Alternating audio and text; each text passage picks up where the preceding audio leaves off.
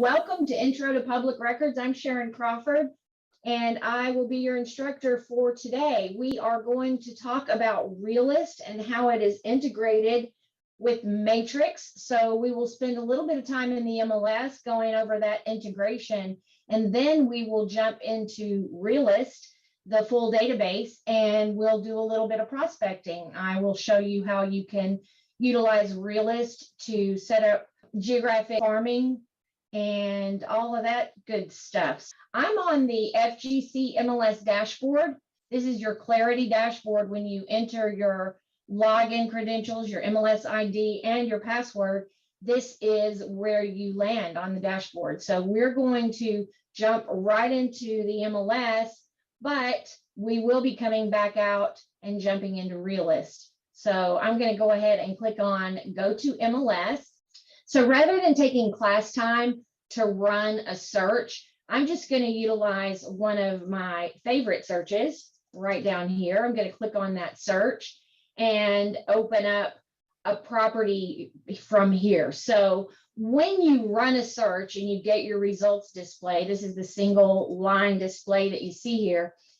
We can click on any one of these listings, and I'm just clicking on a random listing. I'm not being super particular about what we're working with. I just want to show you that Matrix and Realist, the tax records database, they're integrated together. And when you click on that MLS ID number and you go into the broker report, it's now referred to as the 360 property view, and that's because of that tax integration. So it used to be that, you would have to click out and go out into Realist to look at all the tax information, but now you have these tabs across the top of a listing. So this is an interesting one that I actually clicked on. I'm glad I did, because it's not often that I get the foreclosure tab. So we're just going to walk through these tabs really quickly. Now you can click on the tax tab, for example. We're going to go ahead and do that now. And the tax tab is going to open up that basic property information. So you're going to see that owner's name in the top, and you notice this one's actually currently bank owned because this property is in foreclosure currently. So we can see the owner of the property, and this is the Bank of New York currently. But you're always going to want to verify this information. When you get a call for a listing appointment, you can come in here and you can check out that owner's name. Just as a heads up, and this is not to scare anybody, but just to make you aware of some issues that are going on and some ways that you can protect yourself. If you should get an email or a text message with someone contacting you, wanting you to list their property, and this seems to be happening more on vacant land than it does on houses, on residential property. But if you get a call for that listing on vacant land, you're really going to want to do your research and make sure that you're talking to the actual owner of the property. One of the big red flags when someone contacts you to list their property and it's a scam is that they will not want to talk to you on the phone. So they'll do everything in the world to avoid that. They'll tell you, they're traveling or just whatever. They'll come up with every reason in the world to only talk to you via text message or email or some other digital communication. They're not going to want to talk to you on the phone, and they're certainly not going to want to talk to you in person. So just keep an eye out for that, because when you get those calls to list property, one of the first things you want to do is come in here and check out and make sure you're talking to the person who has the right to sell the property. So you will find that under that tax tab in every single listing in the MLS. Now, of course, you're going to come in here and look for properties that, let's just say, they've never been listed in the MLS before. There's a way you can search for those too. So let's back up just for a minute. When you come into Matrix and you're on your Matrix dashboard, you can search for properties that have never been listed in the MLS right here in Matrix. What you're going to do is go to that search option and select public record. Once you click on public record, you can enter the owner's information. You can enter their last name and their first name, for example, or you can just enter the street address for the property. So I've got my house number, I've got my street name, street type over here. And then sometimes you will find that you'll want to go ahead and enter the city or the zip code if you're not pulling anything. But if we click on results, you can see that while this property's never been listed in the MLS, we can click on that tax ID link, and that brings us into that tax information, just like we were seeing on a listing a moment ago. So I am going to go back to the dashboard and go back into our property right here. We were working with this property, and I have a question. Is there a way to run a report on foreclosed properties? You can run a search for foreclosed properties. Absolutely. So when you say run a report, if you can be more specific about what kind of report you want to run, if you're talking about just running a search for foreclosed properties, absolutely. And Realist is one of the places where you can do that. Again, if you'll recall, we're looking at a listing. We just pulled up a random listing that's in the MLS. We went to that tax record. So underneath the owner information, you're going to find the location information. This is going to include your subdivision name, and it's going to give you some other information. For example, this is a waterfront property, and you can see all of this. Now, when you're listing a property, as long as you fill the listing form from Realist Tax, it's going to pull all of this information into the listing for you. But this is a great way to double check that. The next thing you'll see in the tax record is going to be the estimated value. So this is really not any different than any other AVM or automated valuation model that you see when you're looking at consumer-facing real estate search sites like Zillow, for example. Everybody's familiar with the Zillow Zestimate. And here, what we have is the real AVM. And that real AVM is really just the trademark name that CoreLogic has for their AVM. So you will see that here we see 414, and then it gives us a high and low range. And over here on the right-hand side, we can see a confidence score. So always check the confidence score, because on its face, 75 might seem like a pretty good score. But what you have to keep in mind is that this is not on a scale from 0 to 100. If you read the fine print down here, you can quickly see this is on a scale from 60 to 100. So now all of a sudden that 75 is not looking so great. Now, when you're talking about automated valuation models, different sites like Zillow or Realtor.com, Black Knight, the list would just go on and on and on. They don't tell us the exact algorithms that they use to calculate their valuation. So we do know that they pull from MLS. We know that they pull from the tax records, but we don't know what their other valuation processes are. They don't share that information with us. So it works the same way here with the Realist automated valuation model. A lot of it has to do with the amount of activity going on immediately around the subject property. So if there's not a lot of market activity within a 1 mile radius or in the same subdivision as the subject property, you're going to tend to see those lower confidence scores. Scrolling on down, we get the property ID number and the strap number. You're going to see the year-over-year taxes for the past 3 years, and then additional characteristics of the property, the construction, that kind of information. Building features, so these are going to be add-ons.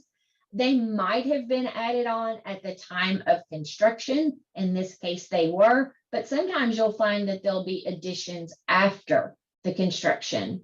And then, of course, additional building information down here in building description. So if I scroll back up to the top, you'll notice on this particular report, we've got all of these tabs. So we're still in that property 360 view. The next one is photos. Now, if you're pulling up a property that's never been listed in the MLS, you're not going to be able to click on the photos tab. It will still be there, but it will be grayed out, so you won't be able to click on it. Then we've got the history tab. This is a great tab to look at when you are doing some prospecting or you're thinking about reaching out to recently expired listings, terminated listings. If you come into the history tab before you set out on your marketing with that particular property, you can come in here and just ensure that it's not relisted. You might see that a property has expired, for example, and then you would come in here and you're going to look for this, the very top line. And if this very top line still has that X for expired, then you're in good shape to go ahead and market to that property. Or you might see a W for withdrawn. In a withdrawn status, a listing still has that listing agreement in place with their agent, but the property has been pulled temporarily off the market for some reason. So keep that in mind. This will help you before you go out there and start marketing to a property in that case. But you can find information here not only from the history of the MLS, but also from the public records. So you can see this property was built in 99. We saw that a moment ago. And then it changed hands in 02, again in 2018. We've got the mortgage history. So if you're, of course, this property is unique because it is in foreclosure. But normally, if you come in here and you're looking at the mortgage history, this is going to let you know their valuation, and then you can look at their mortgage history and it'll give you a bit of an idea of how much equity they might have in the home. And here we do see the foreclosure history. So in any other property, and I'll just click on one to show you, this will end with your mortgage history. But when you do have that foreclosure history, you're going to see that here. Now, a property can have a foreclosure in its history, but if it's not currently in some state of foreclosure, you won't see that. You won't be able, if I scroll back up here, you won't be able to click on this foreclosure tab, for instance. It will be grayed out. So again, the only time you're going to see this information is when it is currently in foreclosure. If we go to the parcel map, and this parcel map tab is going to be available on every listing in the MLS, you're going to see 3 maps. You're going to see that satellite view with the property pinned to the map. You can change the satellite view over to a street view if you want to, and you can see that property outlined here. The second map is going to give you the parcel dimensions, so you can see the front and the back. When you're entering a listing into the MLS, you are required to enter the lot dimensions. So this is a great place to see that. And of course, if you attend my MLS listing input class, I'll show you how you can actually find this information while you're putting the listing in the MLS without having to leave that page. And then right down at the bottom, you just get a bit of a larger view of the parcel. Drag and drop functionality with Google Street View. Sometimes it works and sometimes it doesn't. So in this case, it is not working. And sometimes you will find that especially in gated communities, that you won't have that drag and drop functionality, but outside of the gated communities, you should be able to use that. The next tab we have here is going to be the flood map tab. And we will scroll down just a little bit. You'll notice that you have the color on the map that's going to show you the flood zone that the structure is located in, or the parcel is located in. And down at the bottom, you've got the legend that lets you know what that flood zone represents. So in this case, you're in the X flood zone. So you're just outside of any special flood area. And then you can see that information right up here at the top as well. And then, of course, the foreclosure tab, which we sometimes don't have. So here we can see that it's currently REO, real estate owned. We saw that it's Also, bank owned is another term, but we have Bank of New York as the owner of this property, and they are currently on the market. And then once again, we're going to see that foreclosure history. So I'm going to leave this property. I'm going to go back to our dashboard just so I can show you with a different property. And I'll just pick the one right next to it. So you see here, the foreclosure tab is grayed out. We don't have that foreclosure history. So that just kind of gives you an idea of what to expect when you're looking at that.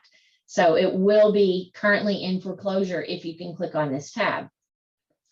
Now, another thing you're going to want to be aware of is here in the Realtor report, you've got the property ID. And in this case, it's a clickable link.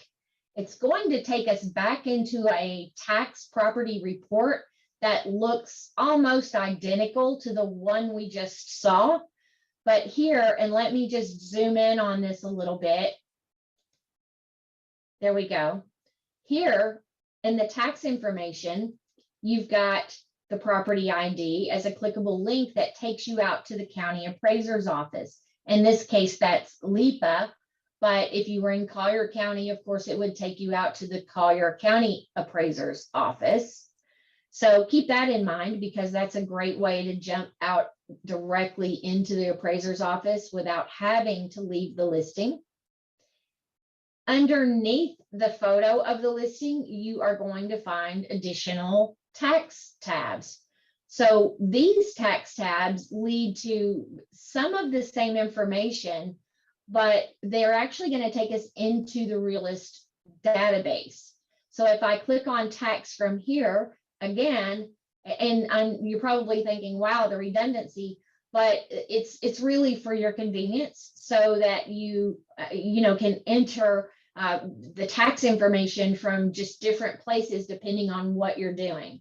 And again, this is going to be that clickable link that takes you out to the county appraiser's office. Right up here at the top under this particular link, you can see you can launch the full Realist database. You can look at comps. You can look at a neighborhood profile, which is going to give you the demographics of the neighborhood. And then right over here, you can choose to print this report for someone. And if you do choose to print the report from here, just be aware. Let me just go ahead and click on print. It's just moving a little bit slow. So keep in mind, if you print the report from here, it's going to print with all of your current owner information and everything. So you might want to have more control over that. And if you do, I'll show you how you can actually print that report. Let's go back to that tax link. I'll show you how you can print the report, but how you can withhold certain information. So I'll be showing that to you in just a moment. So we'll close that tab. Back on our listing tab, the next tab for tax is the assessor map. So if we click on that, that gives us a link where we can download the assessor map. And it's running just a bit slow today, so I appreciate your patience. I don't know why it's running slow, but it happens sometimes. And you can download that map from here. I'm not going to take the time to do that because I don't want to take up our class time. I do want to draw your attention to all of these tabs across the top, because now we're actually in Realist. So we can go back to the property details, which is that report that has the owner information, all of the characteristics of the property, that link that takes us out to LIPA. But I can also go to comparables. I can look at market trends for this subject property. I can see the neighbors. And when I say see the neighbors, I'll show you in just a moment how you can actually see the parcels right around the subject property, who owns them, when they purchased the property, and how much they paid for it. You've got the neighborhood profile, which is going to give you that demographic. And then we're currently on the assessor map, and you've got the flood map. And I'm just going to go ahead and close this tab because I want you to see how this is all going to pull together. Here you have that neighbor profile, the neighborhood profile. you've got comparables, and you've got market trends. So rather now than going back and forth, I'm just going to go ahead and click on neighborhood profile. It's going to take us back to a screen that's very similar to what we were just looking at, except of course we'll be on the neighborhood profile tab, but we'll be able to see and access all of those other tabs from here. So again, we're on the neighborhood profile tab, but you've got all those other tabs right up here. And so we'll just work from here on out. So the neighborhood profile, again, it's going to give you that demographic information. We can see for this particular property, we can see the estimated population, the population growth since 2010. That hopefully the 2020 census will update in the public records soon, and we'll be able to see that information. Not all of the information comes directly from the census, so some of it is way more up to date than 2010, and we can look on the various data points and see when they were most recently updated. The median age, number of households in the area, and of course we're currently looking at this particular zip code in Lee County. If we scroll down this page, it's just going to give us that information, and I'm going to have to make the screen maybe just a little bit smaller to put this in a better context for you.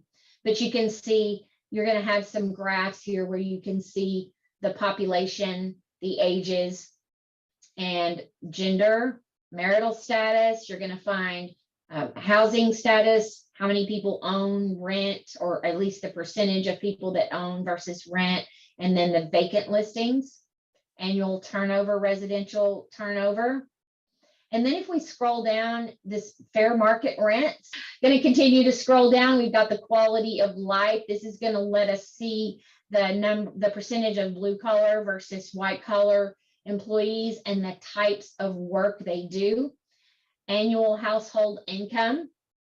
And then we've got commute methods, so we can see that most people are driving to get to work. We've got weather, and then the average, median drive time. We have education, and this is going to be the education of the population that's in the area. If we scroll down, we're going to find schools in the area, and you're going to have two different ratings here. You're going to have the schooldigger.com rating. That school rating is based solely on standardized testing scores. And then you've got the community rating. So I call the community rating more of the touchy-feely rating. And the reason I say that is because this is how the people in the community feel about the school. So this is going to be staff. This is going to be parents and guardians. This is going to be even the students in some cases.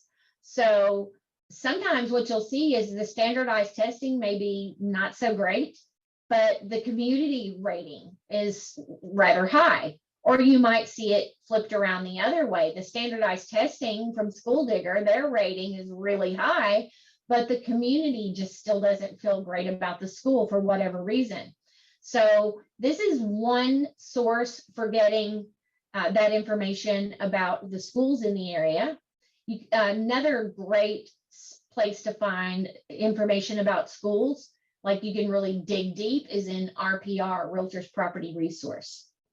So local businesses, this is going to pull in businesses that are nearby the subject property. So at the top, you're going to have attractions and recreation. You're going to find banks, restaurants, and bars, along with healthcare services and hospitality, and finally, shopping. You can customize these reports. You notice right up here in the top right-hand corner, you're going to have that on almost every one of these tabs. You can click Customize View, and this allows you to deselect information that you don't want to include in your report. So it's up to you what you might want to share or not share. But this allows you to come in and remove some information. Maybe the people you're working with, maybe they don't have children that are of school age. So you can click on that check mark to deselect it, and it will remove schools from your report. you would just click apply and then go back, and you can now print the report right down here at the bottom left-hand side of the screen. You could print the report, or you could email it and directly to your customer from here. But again, once you make those selections, whatever you select is what you will be printing or emailing. So when you remove that information, it's not going to go out to your customer. Let's go back to the left-hand side of this screen and click on the comparables tab, because you can pull comps from Realist if you want to. And the system is set up with some defaults, but you can change those. So what you're going to see when you come to the comparables tab is you're going to see your subject property. You can see that little black pin sort of hiding behind that number 1.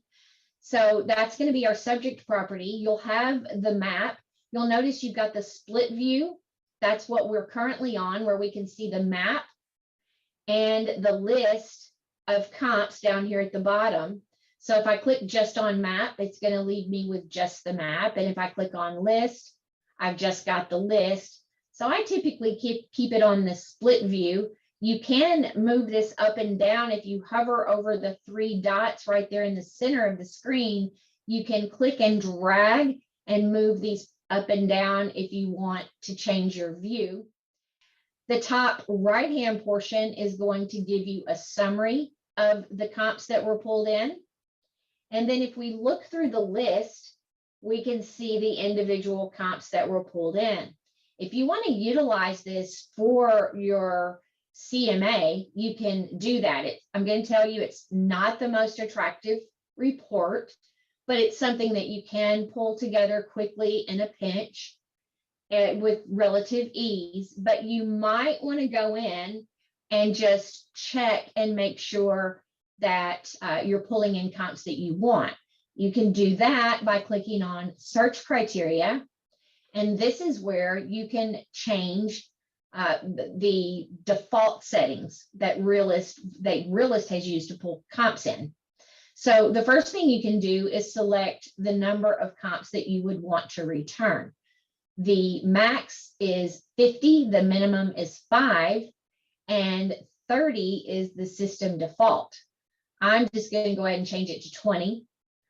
And then you can choose your sort method. So do you want to pull from those properties that are closest to the subject property? So by distance, by most recent sales, by sale price, or by square footage, living area.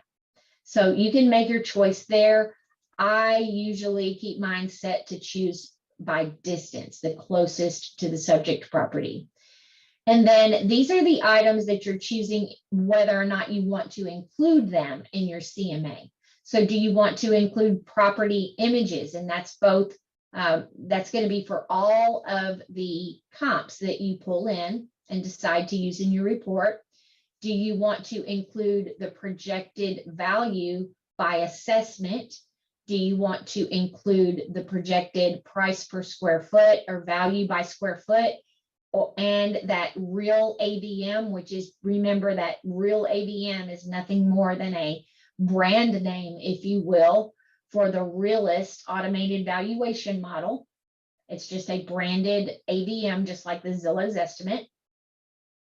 And the next thing we're going to choose is the data source. Now, I want to draw your attention. You can see that our data source is currently pulling from both the tax records and the MLS records. But if we scroll down a little bit on this screen, you can see that the tax or distressed sales and the geographic boundaries, those options are grayed out. If I scroll back up and I select my data source to be tax, if we scroll back down to that area, you can now see that this allows us to pull in or to exclude, if we choose to, those distressed properties. So distressed properties are those short sales, pre-foreclosure. And when I say pre-foreclosure, I simply mean that the lis pendens has been filed.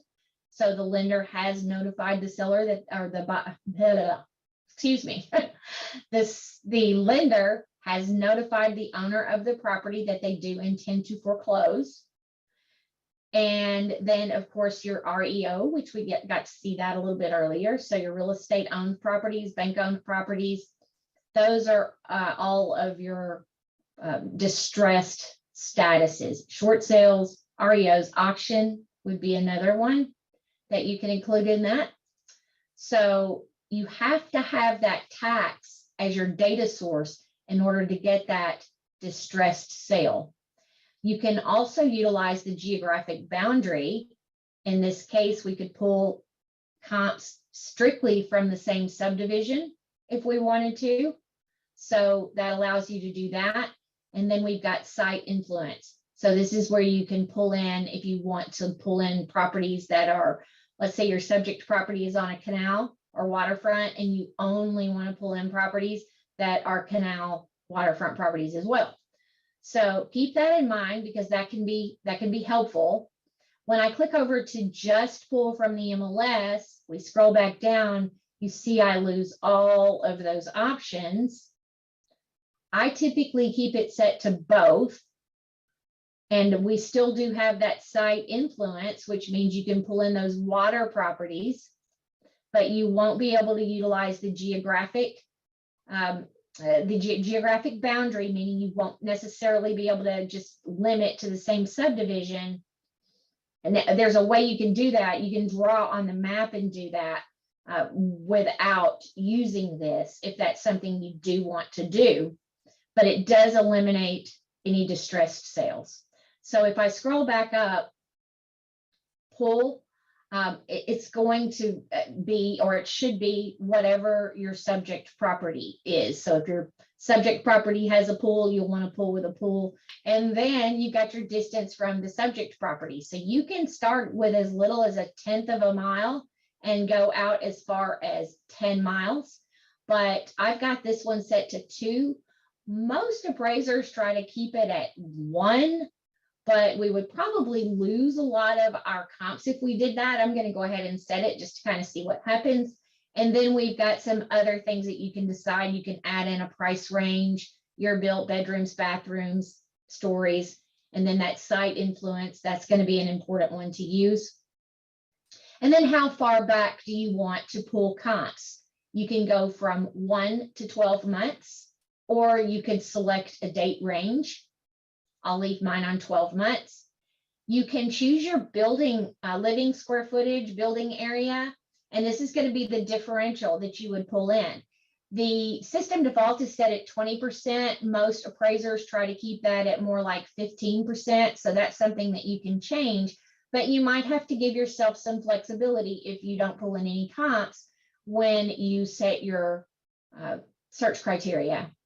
And then right down here for land use, I always keep mine set to same as subject, and that is the system default. And then if you wanted to enter the architectural style, you could do that. If you simply click submit, it's only going to utilize this search criteria that you've just ran for this particular listing. But if you click save and submit, it will change the system default to whatever you enter here. I'm just going to go ahead and click submit. And then we still do have some properties, but it only, look at that, it took away a bunch of our comps. And a lot of that probably had to do with the fact that we changed this from 1 mile radius to, from a 2 mile radius to a 1 mile radius. So I just wanted to demonstrate that for you. If we had all of those comps back, right over here, you've got a select all button. And then you can select or deselect any properties by clicking the checkbox that you do not want to use. And I am just going to go back just for demo purposes for you guys. We'll change that back to 30, and we'll change that back to 2 miles, and go ahead and click submit, because I want to show you, I want you to have a better idea of what this is going to look like when you generate the report. Oh, by the way, the customized view just allows you to remove certain items that you may or may not want to include in your report. So if you want to remove the summary stats or the map, And if you want to remove your search criteria from your report, you can do that. It won't show the search criteria. You can click apply, and then we'll generate this report right down here in the bottom right-hand corner. And so this is exactly what your report would look like. And you can see it's got that map right up there at the top. If we scroll down, those are your summary stats. And then it's got your subject property, and then it's pulling in your comps. You notice the one thing you cannot do here is you can't make adjustments in Realist for comps. Right down here, you can print it, or you can email it directly to your customer if you choose that in the chat panel. We'll move on to market trends. Market trends is going to give you some overview stats right up here at the top. And it's pulling information from the zip code of your subject property. It's pulling from the city of Fort Myers. So it's going to be the city of your subject property and the county of your subject property.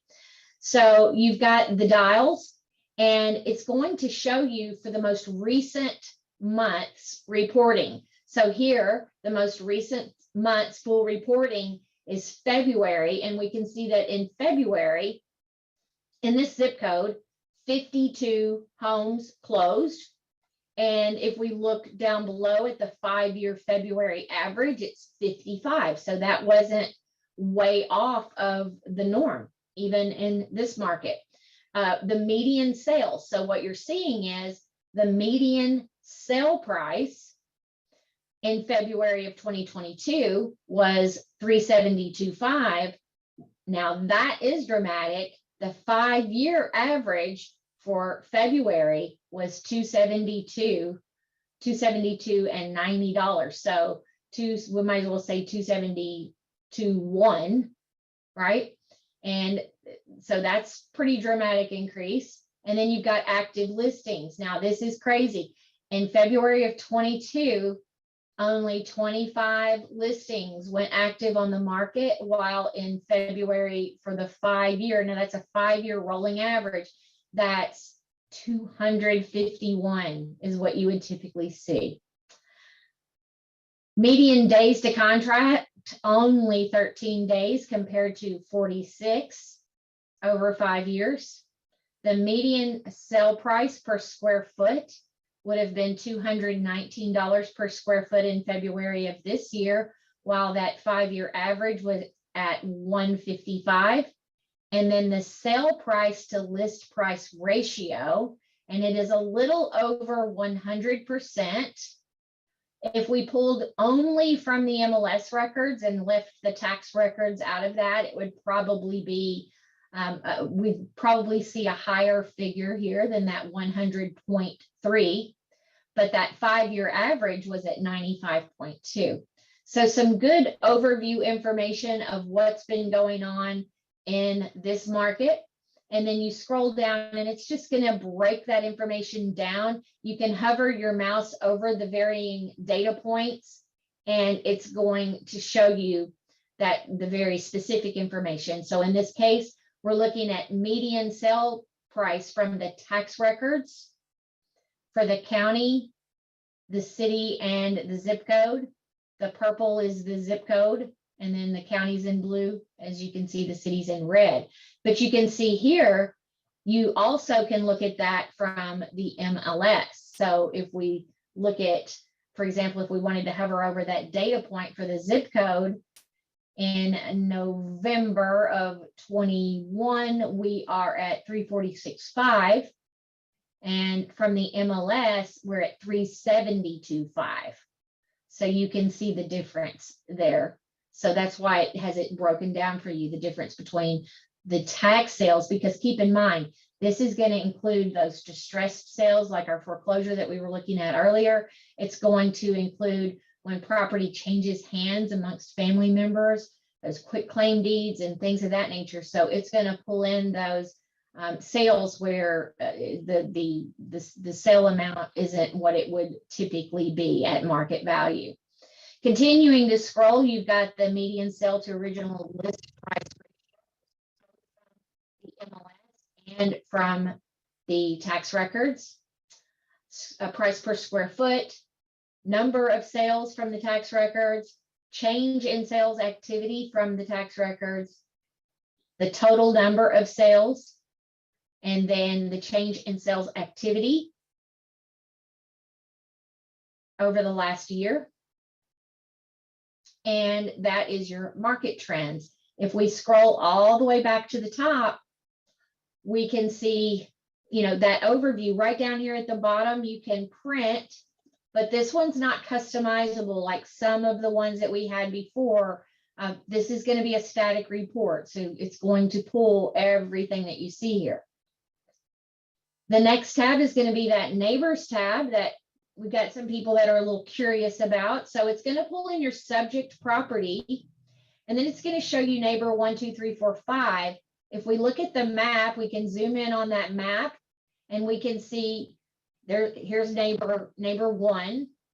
And then on the other side of the property is 2, 3, 4, 5, and then 6 jumps to across the street.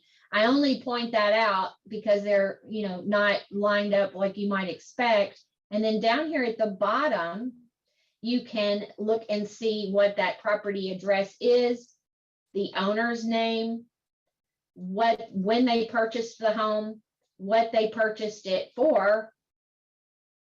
And if you continue to scroll down, you can see the year built, the tax amount, and the total assessed value. The distance from the subject property. You can use this little arrow, and I'm going to scroll up just a bit. So you can use this little arrow to scroll through those properties to look at each one of those neighbors. You can change the search criteria. So this is currently set to pull in 20 neighbors. You can pull in up to 30. You can change the distance from the subject property up to 3 miles, from 1/10 of a mile up to 3 miles. You can include a geographic boundary. So if you want to pull in up to 2 miles, for example, depending on the size of the property, but you only want to pull from the same subdivision, you can apply both of those. And then you can choose whether or not you want to include the property images. So you can save and submit, which will set that up as your default. But if you just click submit, it's only going to change it for this one report. Then you can, again, print the report right down here at the bottom, or you can email that report. Then we've got the neighborhood profile, which is going to give us the demographic, and we already saw that just a moment ago. We saw the assessor map earlier as well. We can download that assessor map. And then we've got the flood map, and we looked at the flood map, but we looked at it in a different location. You can customize the view right here, just like you do for some of the other reports. And then you can print this report right down here at the bottom, or you can email the report if you choose to.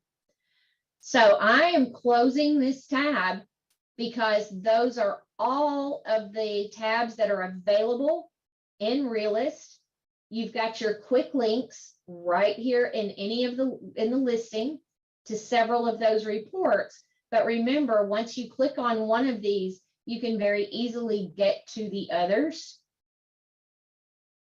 Any questions before we leave Realist? If you click on view comparable properties from here, it's the same as clicking here, just so you're aware. And if we don't have any questions, then I am going to close this tab. That's going to close Matrix down. And I am going to click on Realist. This is going to take us into the full Realist database. One of the big questions that we get when people come into Realist and they enter, maybe someone has contacted you and to come out and do a listing appointment, and you open Realist and you enter their name or you enter the property address, and it's not coming up. One of the big things is found right up here. It's a matter of selecting the county. So you'll want to click on change county. You can select up to 8 counties and keep them there all the time if you want to. So you'll see I have Lee, Collier, and Charlotte, but you'll notice you have all 64 counties for the state of Florida. And what that means is you can actually see all of the tax information and characteristics on every single parcel in the entire state of Florida, whether it's residential or commercial, it doesn't matter. You can see every parcel in the entire state of Florida, but you can only select up to 8 at a time. So once you make your selections, click apply, and just keep in mind that if you come in here and you begin to do a search and it's not pulling the property, just remember to check your county. When you first open Realist, it lands automatically on this quick search. And basically the only thing you're going to be doing in the quick search is that initial property lookup. If you want to do anything deeper than that, like your geographic farming, you're going to want to switch over to the My Search tab. And this is where you can begin to add the information that you want to include in your geographic farming. When you add, this is the search form over here on the left-hand side of the screen. This little area that you see here, this is your search form. So there are going to be several fields there that are part of your Realist default. But if you scroll down and you find that there's something that you want to add to your geographic farming that is not already here, then you're going to need to click here on Customize Search to find those fields that you want to add. When you click on Customize Search, it brings you into the All Categories tab. This is every single field that you could possibly add. You can have up to 30 attributes, and here in Realist, they're referred to as attributes, and in Matrix, they're referred to as your search criteria. So it's one and the same. Those terms are interchangeable. But I find it difficult to look at all categories. It really helps if you kind of know generally what you're wanting to pull in, because in that way you can go, for example, to the owner information. And I keep all of these selected just so that I have them available for any kind of farming that I would be doing. All 6 of them are going to be readily available for me. And then under geography, you can see the items that I have selected here. The big one, if you want to do your geographic farming by subdivision, is to make sure that under geography, you are selecting subdivision. And then, of course, any other information that you might want to add as far as, you know, if I wanted to farm a zip code. So that's what you're kind of thinking of. How do I want to enter the information that I want to farm? What do I want to pull it from? So if you want to farm a zip code or subdivision, this is where you would add that from a subdivision. We're going to farm or prospect a subdivision where the owner is owner occupied and they've had the property for more than 20 years. So, you know, that helps us to think that they might have some equity in the home. And it's going to be a larger home, so it's going to be at least like 2,500 to 3,000 square feet. And, you know, maybe they're looking to downsize. By the same token, you could flip that script and you could find those that have owned their property for 7 to 10 years. So they're also owner occupied, but then your building square footage in this case would maybe be smaller, like 1,200 square feet or something like that.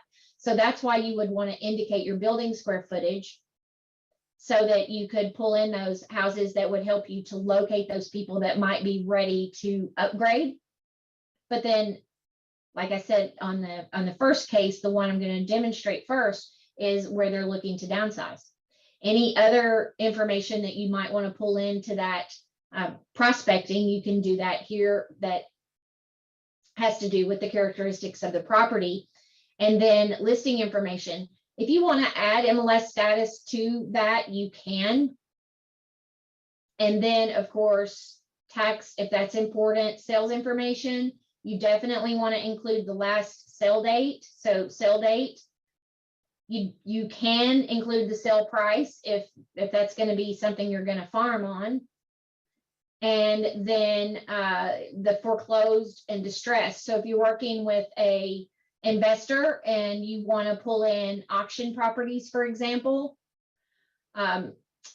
foreclosed, anything, any state of foreclosure, you can pull that information in. And then if any of the mortgage information, the only thing would be the lender name. So that wouldn't really have anything to do with your farming. So you select everything you want here. Of course, you click apply. As you add those items, everything that you add is going to populate at the bottom of the search form that's already there. We are going to prospect, do some prospecting. Some people refer to it as farming in a specific subdivision. So we can click on our pick list. We want to know that subdivision. We want to know the name of it. So you'll have to have a name of it. I'm going to use Fiddlesticks. Fiddlesticks, and I'm going to click that search.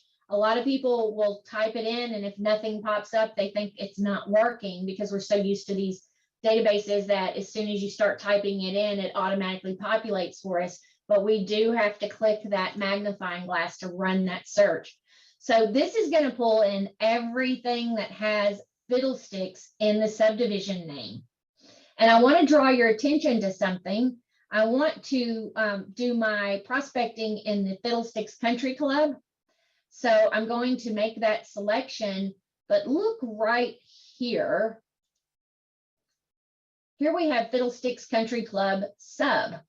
Now, this is the exact same subdivision. It's one and the same, but based on the way someone entered the information, potentially in the MLS or some other source, depending on how they enter the information, either in their MLS listing or in the tax records, it will change that so that when you're farming the subdivision, you're just going to make sure that you're pulling everything in that is a match. The next little item that we're going to utilize is going to be our sale date.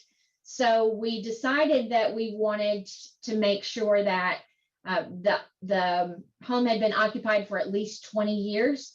To change that year date, I'm just going to click on the down arrow right there in the middle of the calendar.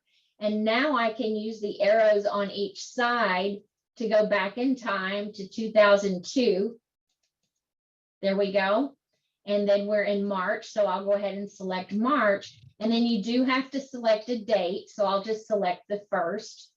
So this is going to be the last sale date is less than. You do have these operators over here that you can change. Is greater than, is less than, is between. So you could search within a date range. So I'm leaving that as less than 2002. Owner occupied, I'm going to click on select that from the list. And that's going to be a simple yes or no. And we're going to enter a yes on that one. Our square footage. So it's always going to say building square footage. So it refers to it as building rather than living square footage. So we can enter a square footage, and remember our scenario, we're farming or prospecting to people that have been in their home for more than 20 years. It's a large home, and maybe they're looking to downsize. So we'll go ahead and enter 2,500 square feet. It might be larger than that, of course, but these are just use case scenarios. So we'll put is greater than. And I think we've entered everything we need to enter for this particular search. And so now all we have to do is click the search button right down there at the bottom of the screen.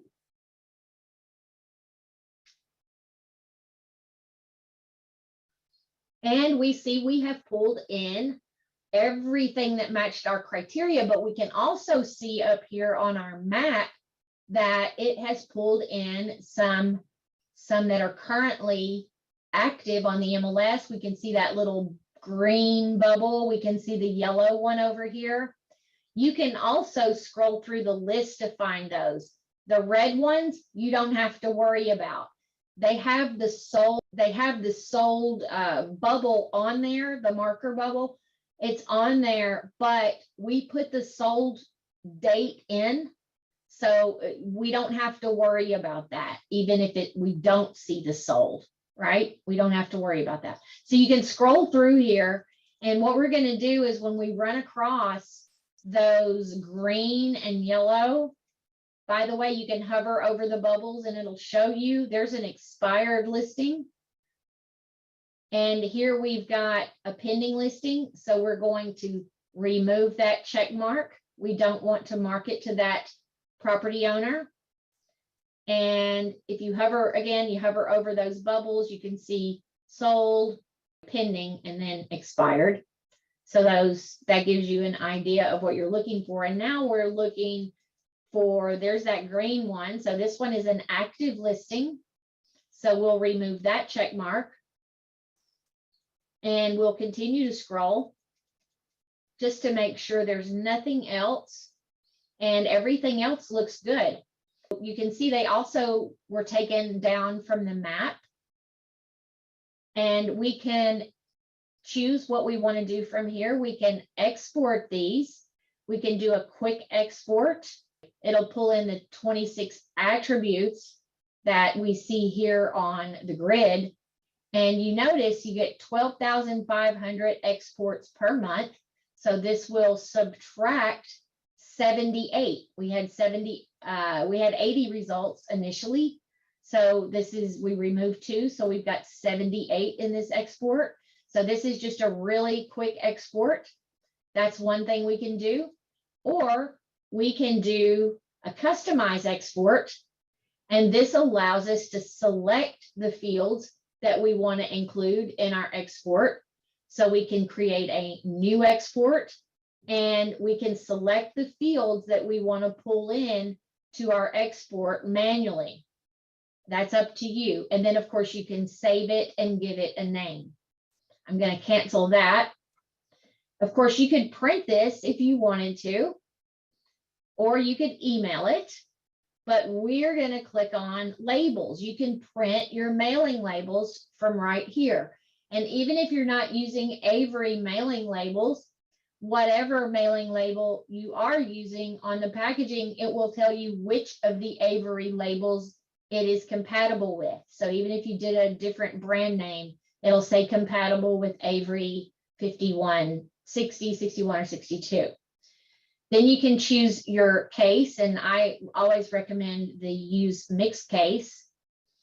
And now, we're not marketing to properties where the owner is not residing in the property, but if we were, we would want to make sure that we were utilizing the tax billing address. In this case, it doesn't matter. We could use either one because they're going to be one and the same because it's owner occupied. But if I am mailing to renters, right? If I'm looking for renters, then I would use the property address. But if I'm marketing to the owner of the property, just go ahead and use tax billing. You can show the current owner, which we're going to do. This is not going to include any foreign addresses, but if we were doing not occupied owner, pulling properties that aren't occupied by the owner, we would certainly want to include those foreign addresses. And then it's always a good idea to eliminate duplicate labels depending on the subdivision that you're marketing to. You may find that a single individual owns more than one parcel, and there's no point in sending that person multiple mailers. So once you've made all of your selections here, you can see it's pulling from your report. Now we're going to do all 78, but you could do a range. Let's say you pulled in 500 results. You could select a range, and maybe you could do the first 100 and then come back later and do the next 100. It's up to you how you choose to do that, but that is an option. We'll do all 78 by clicking create. That is opening in a Word document right down here. I'm just going to click and open that Word document. and show you what that looks like. Now, I do get calls sometimes because people are attempting to export or print their mailing labels, and the device that you're using doesn't have Microsoft Word or Microsoft Excel. If you don't have Microsoft Word or Microsoft Excel, this is not going to work for you. So you might want to consider getting that on your device. I mean, you can get them now in apps. It's different than it used to be, where the software was really crazy expensive.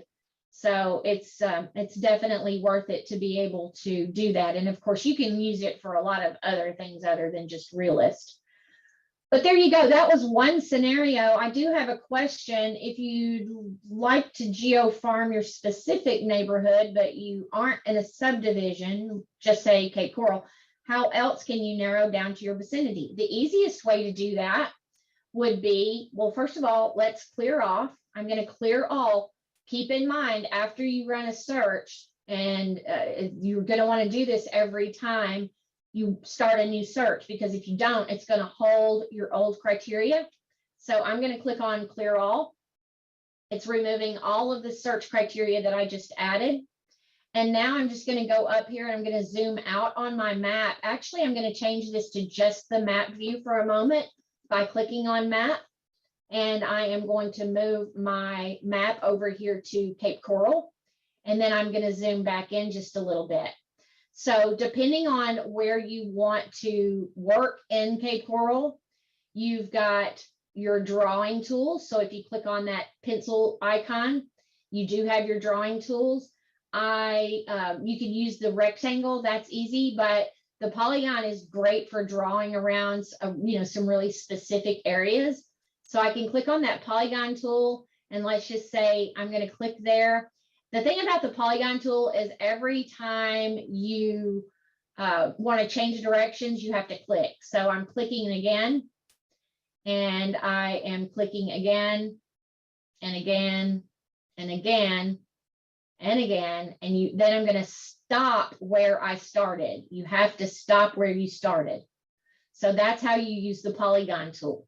So now we've drawn out the area that we want to farm. We don't have to name anything down here, but what we can do is we can add in some other criteria. So let's just say, for example, if we do sale date, we'll go ahead and do, let's just do 10 years this time. So we'll go back to 2012. And I'll do January 1st of 2012. And we'll do that as less than.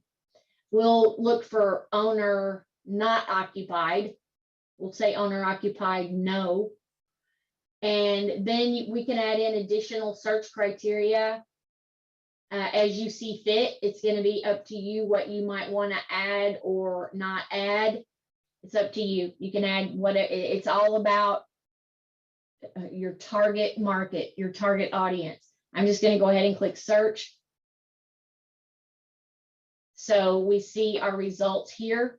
If we click over to the list view, you can see those very quickly and easily. You can scroll through these, or you can go back to that split view. And I'm going to go back to the list view down here. And of course, you're going to scroll through and remove the actives. Easier to scroll by clicking over here on the bottom right-hand side. So there's an active. I'm removing these active listing check marks, and you can see it's taking them off of the map as well. Continue to scroll. There's that pending listing. We want to remove that. I think that gets all of them. We pulled in 125 and we removed 4, so we've got 121. And of course, we can go out here and click on our mailing labels. We're going to use that tax mailing address like we did before. and click on create. We are opening our Word document. And this time we will see some other addresses. So Miami, Louisville, Kentucky, Illinois, New Jersey. You might see some foreign addresses on here because I did select to include those. Here's New York, Wisconsin, and looks like we got questions. Can you show how to upload the labels to Excel? That is going to be done by clicking on export. And the best way is just to go ahead and click on the quick export. To me, it's easier to click on quick export and remove items here than it is to go the other way around. But you can do whatever you want to do. But you just click on export, deselect anything that you don't necessarily need to pull in, and just click on export. It's going to pull that into an Excel spreadsheet. And then of course, you're going to have to click and drag these out. You can move these around. I didn't mean to leave that in there. So you can delete, for example, and we knew that none of these were in foreclosure. So we can delete that, and we can delete distressed. And then you start getting into your property address. You can move these around.